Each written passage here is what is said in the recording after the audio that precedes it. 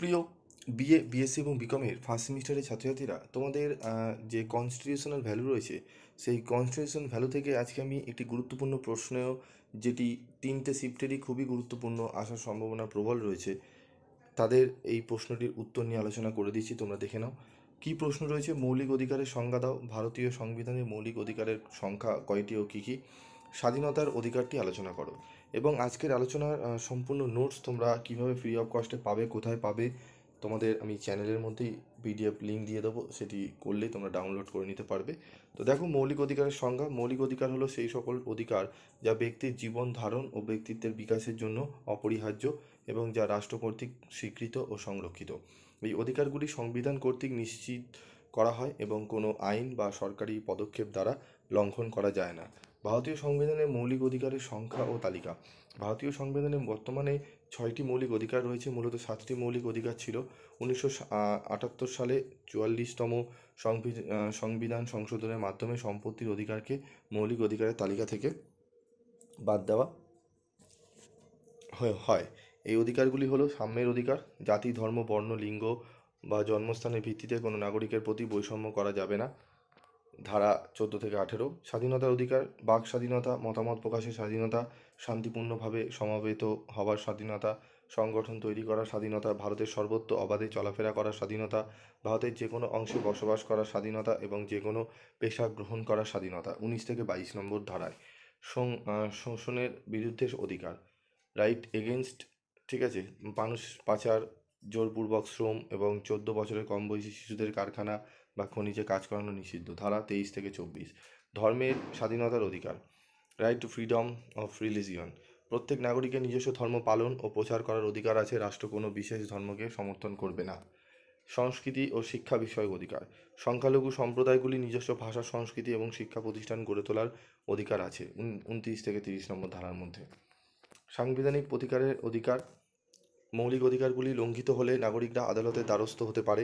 Supreme court ও হাইকোর্টগুলি এই অধিকারগুলি রক্ষার জন্য রিট জারি করতে পারে। স্বাধীনতার অধিকার। স্বাধীনতার অধিকার ভারতীয় সংবিধানের অন্যতম গুরুত্বপূর্ণ মৌলিক অধিকার। এই অধিকারের অধীনে নাগরিকদের বিভিন্ন প্রকার স্বাধীনতা ভোগ করার অধিকার দেওয়া হয়েছে। এই অধিকারগুলি হলো বাক স্বাধীনতা ও মতামত প্রকাশের স্বাধীনতা, শান্তিপূর্ণভাবে সমবেত হওয়ার অধিকার, ভারতের সর্বত্র অবাধে চলাফেরা করার অধিকার, ভারতের যে কোনো অংশে বসবাস করার অধিকার, যে কোনো পেশা গ্রহণ করার অধিকার। স্বাধীনতার অধিকার ব্যক্তি স্বাধীনতা ও সামাজিক শৃঙ্খলা বজায় রাখার জন্য অত্যন্ত গুরুত্বপূর্ণ। এই অধিকারের মাধ্যমে নাগরিকরা তাদের ব্যক্তিত্বের বিকাশ ঘটাতে পারে এবং সমাজের উন্নয়নে অংশগ্রহণ করতে পারে। তো দেখলে তোমাদের একদম এই বড় প্রশ্নটি কত সুন্দর টু দি পয়েন্ট অ্যান্সার করে সাজিয়ে দিয়েছি, যাতে তোমাদের পড়তে এবং লিখতেও সুবিধা হয় এবং নাম্বার ক্যারিও করতে কিন্তু সুবিধা হবে। ঠিক আছে, তোমরা এখান থেকে কিন্তু মিনিমাম 75 থেকে 80% নাম্বার কিন্তু ক্যারি করে নিতে পারবে। 80%-এর ওপরেই তোমরা নাম্বার পাবে। তোমরা জানো 90%-এর কিন্তু নাম্বার পাওয়াটা খুবই ডিফিকাল্ট এই কনস্টিটিউশন ভ্যালু সাবজেক্টে। 80% নাম্বার পাওয়ার জন্য তোমাদের গাদাগুচ্ছে লিখতে গেলেও তোমাদের কিন্তু হয় না। এবার তোমরা অনেকে কনসেপ্ট একটা জিনিস মাথায় আছে যে স্যার কলেজে তো প্রচুর পেজ ভরে ভরে লিখবো আর নাম্বার দেবে আমাদের। তো পেজ ভরে ভরে যদি আবোল তাবোল জিনিসগুলো লেখো, ঠিক আছে, কয়েকটা কলেজে হয়তো এরকম হয় না, যদি আমি ধরেই নিলাম তোমাদের কথা অনুযায়ী যে তোমাদের বন্ধুরা এরকম হয়েছে, তো পড়লেন না দেখে রাইট দিয়ে তোমাকে অ্যাভারেজে একটা নাম্বার দিয়ে ছেড়ে দিলেন। তো যদি পড়েন তাহলে কিন্তু বিপদে পড়বে। তাহলে কিন্তু অনেক সময় এরকম হয়েছে, যেসব কলেজে পড়েছে তাদের কিন্তু সাপ্লি করে দিয়েছে। যাদের বিশেষ করে সাপ্লি আছে তারা বিষয়টা জানো। যারা নতুন তাদেরকে বলবো, আবোল তাবোল উত্তর লেখার আগে ভালো করে বিষয়টা বুঝে টু দি পয়েন্ট অ্যান্সার লেখাটা খুব যুক্তিযুক্ত। কারণ তোমাকে জানতে চেয়েছে, তুমি যদি শর্ট অ্যান্সার করে বিষয়টি বুঝিয়ে দিতে পারো।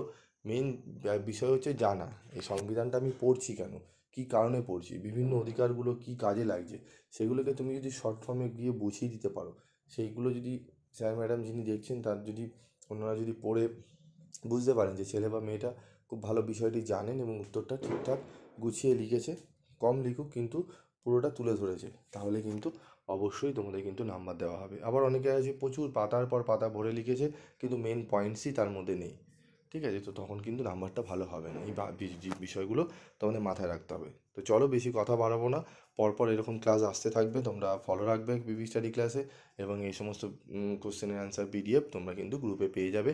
যারা গ্রুপে জয়েন নেই তারা ওকে অবশ্যই বলবো গ্রুপে জয়েন হয়ে যাও। আজকের মতো ভিডিওটি শেষ করছি।